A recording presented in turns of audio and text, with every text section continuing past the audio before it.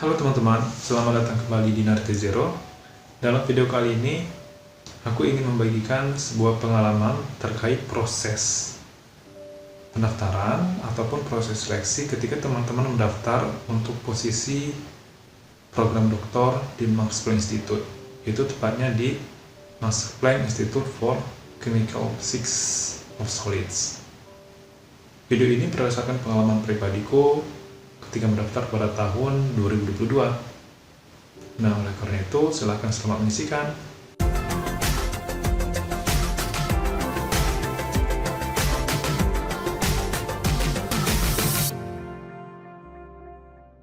Max Planck Institute merupakan sebuah institusi penelitian yang berpusat di Jerman. Namun tentunya lokasinya tidak hanya di Jerman, namun terdapat beberapa di luar Jerman. Salah satunya adalah Max Planck Institute for Chemical Physics of Solids. Nah, penelitian ini terkait dengan electron structure. Teman-teman bisa belajar di sana terkait penelitian dengan topik tersebut. Kemudian, ketika teman-teman mendaftar di program sekolah internasionalnya atau IPRS CPGM, terdapat 4 proses seleksi, yaitu yang pertama adalah proses seleksi dokumen. Seleksi dokumen ini teman-teman terlebih dahulu harus memasukkan data teman-teman, yaitu nama, kontak, email, tempat tinggal, kemudian riwayat studi, kemudian pilihan proyek penelitiannya, daftar nama, dan kontak referensi yang bisa merekomendasikan teman-teman. Kemudian terdapat beberapa dokumen lainnya. Dokumen tersebut terdiri dari transkrip nilai, baik untuk pendidikan sarjana maupun master, keduanya diperlukan. Kemudian motivation letter, kemudian bukti ataupun sertifikat penguasaan bahasa Inggris, kemudian kurikulum vitae. Nah, itulah dokumen yang diperlukan untuk seleksi dokumen pada tahap pertama. Ketika teman-teman lolos pada tahap pertama, maka teman-teman akan lanjut ke tahap kedua. Tahap kedua berupa wawancara terkait dasar-dasar fisika yang diperlukan untuk penelitian electron structure di Max Planck Institute for Chemical Physics of Solids. Nah, di sini teman-teman akan ditanyakan beberapa pertanyaan. Pertanyaan-pertanyaan tersebut contohnya adalah pertanyaan dasar tentang fonon, baryon, elektron,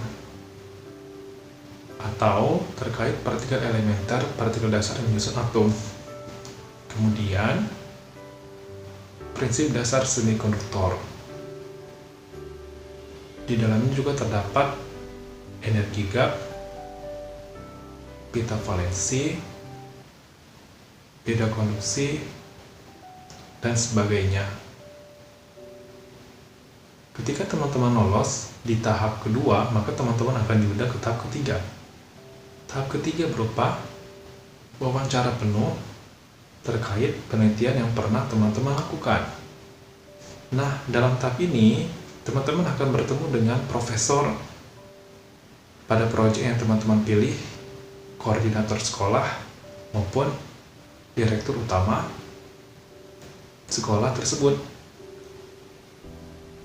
Di dalamnya juga terdapat pertanyaan yang teman-teman harus jawab. Pertanyaan tersebut adalah pertanyaan pribadi dari profesor-profesor tersebut. Kemudian, ketika teman-teman lolos di tahap ketiga, maka sebenarnya teman-teman sudah bisa dinyatakan lulus dalam tahap ini. Namun, apabila terdapat salah satu profesor yang sedikit saja meragukan kualifikasi teman-teman selama 3 tahap seleksi sebelumnya, maka teman-teman akan masuk ke tahap keempat. Tahap keempat ini adalah pertimbangan dari faculty member ataupun surat rekomendasi teman-teman. Pihak Mahasiswa Institut ataupun sekolahnya nantinya akan menghubungi referensi teman-teman yang teman-teman cantumkan saat di akun pendaftaran sebelum seleksi dokumen. Nah, apabila pihak sekolah di Mahasiswa Institut tersebut yakin dengan kualifikasi teman-teman berdasarkan pertimbangan surat referensi, maka teman-teman dinyatakan lolos sebagai mahasiswa yang diterima di sekolah tersebut. Namun ketika panitianya tidak yakin atau profesor proyek yang teman-teman pilih tidak yakin, maka teman-teman tentunya tidak lolos. Nah, itulah rangkaian seleksi yang akan teman-teman lalui ketika teman-teman mendaftar program S3 di Mahasiswa Institut, khususnya di Mahasiswa Institut for Chemical Physics of Solids. Semoga video ini bermanfaat dan sampai jumpa di video berikutnya.